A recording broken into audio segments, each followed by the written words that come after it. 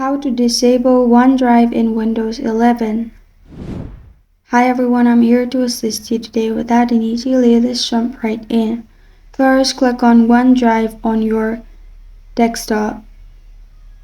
After that, you'll find this kind of screen pop up. Click on OneDrive, right click on it, and then click on Settings in here. In Settings, you'll find this kind of screen pop up. Go to Sync and Backup at the top.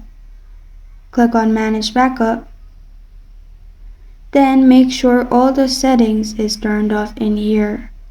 After that, go back, and then in here simply also make sure all the settings are turned off as shown on screen. After that, on the left side, click on Account.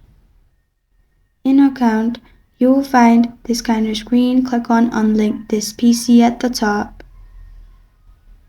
Click on Unlink Account, and you're good to go. This is how to disable OneDrive in Windows 11. Thank you for joining me today. If this video helps you out, please leave a like and subscribe for more. Got a question or want to suggest a topic? Comment below. Thank you for watching.